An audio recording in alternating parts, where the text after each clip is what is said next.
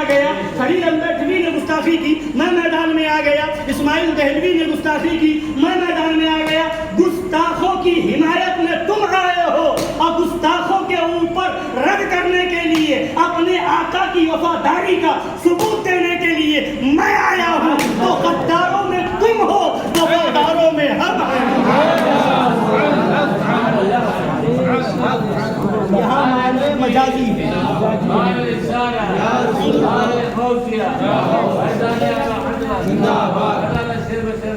تو چلی یہ تقویۃ الایمان کتاب ہے جو حقیقت میں تقویۃ الایمان ہے، اور اس کتاب کا لکھنے والا مولوی اسماعیل دہلوی خود لکھتا ہے کہ اس کتاب کے لکھنے سے مجھے اندیشہ ہے کہ لڑائی ہوگی، جھگڑے ہوں گے، اور امید ہے کہ لوگ لڑ بھڑ کر کے ٹھیک ہو جائیں گے۔ تو اسی کتاب کے صفحہ نمبر 39 کے اوپر لکھا ہے، اس شہنشاہ کی یعنی اللہ تعالیٰ کی تو یہ شان ہے کہ اگر چاہے تو لفظ کن سے کروڑوں نفر ایک آن میں پیدا کر دے۔ حضور کے برابر ایک آن میں، یعنی معاذ اللہ خلاصہ یہ نکلا کہ اللہ چاہے تو ایک آن میں کروڑوں محمد پیدا فرما دے۔ یہ بات جب زیر بحث آئی، کیا کرنے والا نہ ہو، ایسے عالم حق سے جڑے رہو اور اللہ کے ولیوں کی بارگاہ میں حاضری دو، وہاں عرس ہو وہاں حاضری دو، لنگر کرو، ان کے نام پر نظر و نیاز کرو، ان کے بارگاہ میں چادر پیش کرو، ان کی منتیں مانو۔ یہ ان سے جڑنے کے طریقے ہیں۔ جب تک چادریں آپ پیش کرتے رہیں گے ان کی توجہ آپ کی طرف رہے گی، ان کی نظر و نیاز دلاتے رہیں گے ان کی توجہ آپ کی طرف رہے گی، انہیں پکارتے رہیں گے ان کی توجہ آپ کی طرف رہے گی۔ اور اعلیٰ حضرت سرکار فرماتے ہیں اللہ والوں کی طرف توجہ یہ خدا کی طرف توجہ ہے، توجہ با اولیاء توجہ با خدا ہے۔ تو یہ بہرحال جب بات آگے بڑھ جائے گی تو کہنے آج کل کچھ صلح کلی قسم کے مولوی وہ بھی نکل پڑے ہیں معاذ اللہ جو وہابیوں کی بولی بولنے لگے، معاذ اللہ، یعنی چادر چڑھانے سے تکلیف وہابیوں کو تھی، آج تکلیف صلح کلی مولویوں کو ہے، عرس سے تکلیف دیوبندیوں کو تھی، وہابیوں کو تھی، آج تکلیف صلح کلی مولویوں کو ہے، نظر و نیاز تیجا 10واں 20واں 40واں وغیرہ سے تکلیف وہابیوں کو تھی، اس سے منع کرنے والے وہابی تھے، آج وہ صلح کلی مولوی کر رہے ہیں۔ 11ویں شریف پہ لنگر کرنے، بریانی کی دیگیں بنانے سے تکلیف وہابیوں کو تھی، دیوبندیوں کو تھی، آج صلح کلی مولوی کو تکلیف ہو رہی ہے۔ سجاوٹ کرنے پر تکلیف وہابیوں کو تھی، اعلیٰ سرکار فرماتے ہیں وہابی ایک بے دین فرقہ ہے، اللہ والوں کی تعظیم اور ان کے ذکر کو ہیلے اور بہانے سے روکنا چاہتا ہے، ہیلے اور بہانے سے، یہ وہابیوں کا طریقہ اعلیٰ فرما رہے ہیں، یہ وہابی چاہے ہیلوں سے بہانوں سے کیا بہانے لائیں گے؟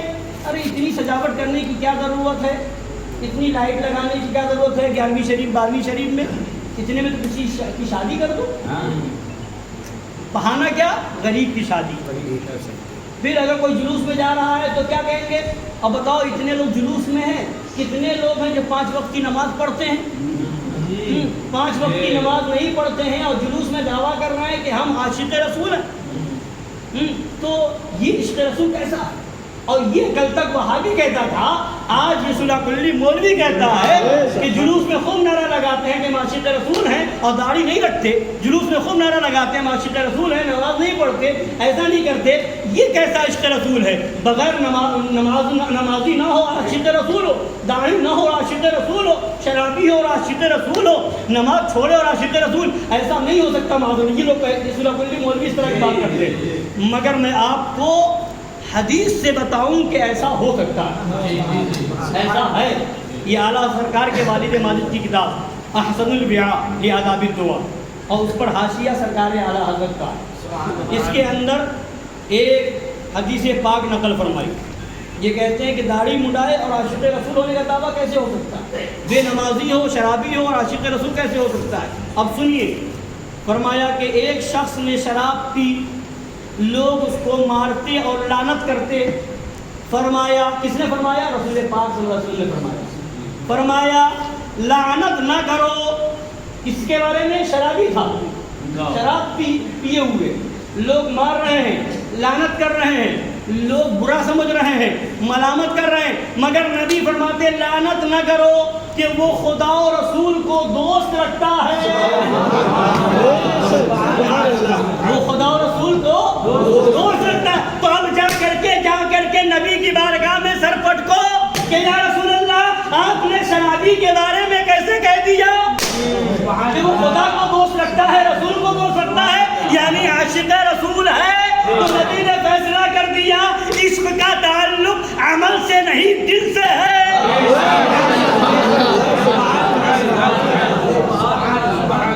عشق کا تعلق عمل سے نہیں ہے, دل سے ہے.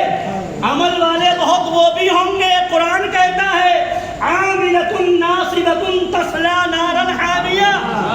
بہت سے عمل والے ہوں گے جہنم میں ڈھکیل دیے جائیں گے, اور بہت سے ہم جیسے گنہگار ہوں گے کہ اعلیٰ حضرت کی زبان میں کہیں گے زاہد ان کا میں گنہگار, وہ میرے شافع. زاہد ان کا میں گنہگار, وہ میرے شافع. اتنی نسبت مجھے کیا کم ہے, تو سمجھا کیا؟ اتنی نسبت مجھے کیا کم ہے, سمجھا کیا ہے؟ اور ہم ہیں ان کے, وہ ہیں تیرے, میں ہم تیرے. پہلے ان کے, وہ ہیں تیرے, ہوئے ہم تیرے. اس سے بڑھ کر تیری سمت اور وسیلہ کیا ہے.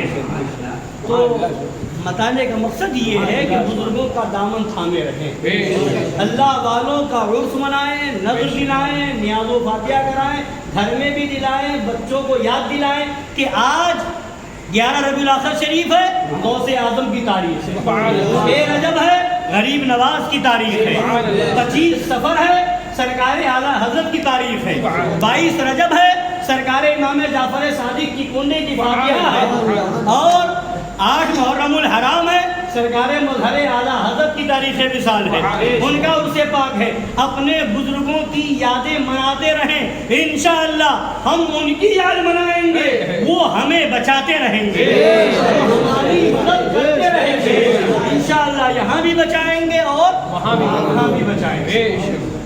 اب بات آئی سرکار مظہر اعلیٰ حضرت رضی اللہ عنہ, کیسا کیسا اعتراض ہوتا تھا, اور وہابیوں نے کیسی کیسی چالیں چلی, کس طریقے سے اپنے مولویوں کی گستاخانہ عبارتوں کو صحیح ثابت کرنے کی کوششیں کی. بمبئی کا واقعہ ہے, محرم شریف کے مہینے میں 10 روزہ پروگرام کے لیے آج بھی بہت سے علماء جاتے ہیں, اور بمبئی میں اور پہلے سے ہوتا چلا آ رہا ہے 10 روزہ پروگرام. سرکار مظہر اعلیٰ حضرت رضی اللہ تعالیٰ عنہ بھی تشریف لے گئے تھے محرم شریف میں پروگرام میں, اور بھی بہت سے علماء دوسری جگہوں سے آئے ہوئے تھے. بمبئی میں بھنڈی بازار کے قریب کسی حکیم صاحب کے گھر کے بغل میں, ان کے مکتب کے قریب میں علماء کا قیام تھا. سرکار مظہر اعلیٰ حضرت کا قیام دوسری جگہ تھا, تو اس جہاں علماء کا قیام تھا اس جگہ ایک مولوی آ گیا, غالباً اس کا نام مولوی وجیہ الدین رامپوری ہے. وہ مولوی آ گیا اور علماء سے سوال کا بیٹھا کہ آپ لوگ مولوی اشرف علی تھانوی کی عبارت کو کفریہ عبارت کہتے ہیں, اور اشرف علی تھانوی کو اس بنیاد پر کافر اور مرتد کہتے ہیں. وہ عبارت یہ ہے کہ نبی پاک صلی اللہ علیہ وسلم کی ذات مقدسہ پر علم غیب کا حکم کیا جانا اگر بقول زید صحیح ہے, تو دریافت طلب امر یہ ہے کہ اس غیب سے مراد بعض غیب ہے یا کل غیب. اگر بعض علوم غیبیہ مراد ہے تو اس میں حضور کی کیا تخصیص ہے؟ ایسا علم غیب تو ہر سبی و مجنون بلکہ جمی و حیوانات و بہائم کو بھی تو اس نے یہ کہا کہ اس میں حضور کے علم غیب کو, علم پاک کو بچوں, پاگلوں, جانوروں کے علم سے تشبیہ دی گئی. تو اس کو آپ لوگ کہتے ہیں کہ یہ تشبیہ دینا توہین ہے اور توہین کفر ہے, تو اس لیے وہ کافر ہو گیا. تو یہاں پر معاملہ یہ ہے کہ حضور سب سے افضل و اعلیٰ, اور وہ اعلیٰ کو ادنا سے تشبیہ دی گئی، اعلیٰ کو ادنا سے تشبیہ دی گئی، تو اعلیٰ کو ادنا سے تشبیہ دی گئی اس لیے توہین ہے۔ اعلیٰ کو نبی اعلیٰ ہیں، جانور بچے پاگل یہ سب ادنا ہے، تو ادنا اعلیٰ کو ادنا سے تشبیہ دی گئی اس لیے توہین ہو گئی۔ تو اگر ایسا ہے تو حضور پوری کائنات میں سب سے افضل و اعلیٰ ہے، حضور سب سے افضل و اعلیٰ ہے نا، باقی ساری چیزیں حضور سے کم ہیں، ادنا ہے۔ تو بہتوں نے حضور کے لبھائے مبارکہ کو پھول کی پنکھڑیوں سے تشبیہ دی ہے، بہتوں نے حضور کے پسینے مبارکہ کو خوشبو سے تشبیہ دی ہے، پھولوں سے تشبیہ دی ہے، وغیرہ وغیرہ۔ حضور کے چہرے پاک کو کھلے ہوئے گلاب سے تشبیہ دی ہے یا چاند سے تشبیہ دی ہے، وغیرہ وغیرہ۔ تو اس طریقے سے بھی جب تشبیہ دی گئی، کسی نے کسی طرح سے تشبیہ دی، کسی نے کسی طرح تشبیہ دی، تو ان لوگوں پر تو آپ نے کفر کا فتویٰ نہیں دیا، ان لوگوں پر آپ نے کفر کا فتویٰ نہیں دیا۔ پتلی پتلی گلے قدس کی پتیاں، ان لبوں کی نزاکت پہ لاکھوں سلام۔ تو یہاں پر بھی تو اعلیٰ کو ادنا سے تشبیہ دی گئی، حضور اعلیٰ ہے، پھول ادنا ہے، حضور اعلیٰ ہے، پھول کی پتیاں اور پنکڑیاں جو ہیں وہ ادنا ہے، حضور اعلیٰ ہے، چاند ادنا ہے، حضور اعلیٰ ہے تو پھول ادنا ہے، ساری چیزیں ادنا ہے۔ تو اگر اعلیٰ کو ادنا سے تشبیہ دینا کفر ہے تو پھر باقی جگہ آپ نے کفر کا فتویٰ کیوں نہیں دیا؟ صرف مولوی اشرف علی تھانوی پر ہی کفر کا فتویٰ کیوں دیا؟ یہ اس کا سوال ہے۔ اب یہ علماء جواب کے لیے حیران ہیں۔ اب یہ بات حکیم صاحب کو پتہ چلی، حکیم صاحب نے سوچا کہ ابھی کہیں ایسا نہ ہو کہ معاملہ ہاتھ سے آگے نکل جائے، جواب نہ بن سکے۔ جیسے ہی اس نے یہ سوال چھوڑا، بحث چلی رہی تھی، باتیں ہو ہی رہی تھی، فوراً ایک شخص کو بھیجا، جاؤ مظہر اعلیٰ حضرت شیر بیش سنت کو بلا، سرکار مظہر اعلیٰ حضرت شیر بیش سنت تشریف لائے اور فوراً پہنچتے ہی فرمایا کہ مولوی صاحب پڑھ لیا تم نے، ابھی تمہیں اتنا بھی نہیں معلوم کہ تعظیم اور توہین کا مدار اعلیٰ اور ادنا پر نہیں ہے، تعظیم اور توہین کا مدار عرف پر ہے۔ جسے عرف میں تعظیم سمجھا جائے گا وہ تعظیم ہے، جسے توہین سمجھا جائے گا وہ توہین ہے۔ پھولوں سے تشبیہ دینا اور چاند سے تشبیہ دینا، پنکھڑیوں سے تشبیہ دینا یہ تعظیم کے طور پہ ہوتا ہے، جانوروں سے تشبیہ دینا یہ توہین سمجھا جاتا ہے۔ تو اس کا دار و مدار ادنا اور اعلیٰ پر نہیں ہے، اس کا دار و مدار عرف پر ہے۔ عرف میں جس کو توہین مانا جاتا ہے اسے توہین مانا جائے گا، عرف میں جس کو تعظیم مانا جاتا ہے اسے تعظیم مانا جائے گا۔ تو جو عرف میں لحاظ چلتا ہے، تعظیم اور توہین کا دار و مدار عرف پر ہے۔ عرف میں یعنی لوگوں کی بول چال میں، عام لوگوں کے معاشرے میں کسے توہین سمجھا جاتا ہے، کسے تعظیم سمجھا جاتا ہے وہ دیکھا جائے گا۔ مثال کے طور پر کچھ علاقوں میں اپنے بڑوں سے، میں سمجھانے کے لیے کہہ رہا ہوں، کچھ علاقوں میں اپنے بڑے کو تم کہنا توہین ہے۔ اگر تم کہہ کر کے بات کرے، تم کہاں گئے تھے، تم کیا کر رہے تھے، تو یہاں پر بھی اور بھی علاقوں میں اس کو چھوٹا اگر بڑے سے کہہ توہین سمجھتے ہیں کہ تم کہہ کے بات کر رہا، تمیز نہیں ہے، ادب نہیں جانتا، آپ کہہ کر کے بات کرنا۔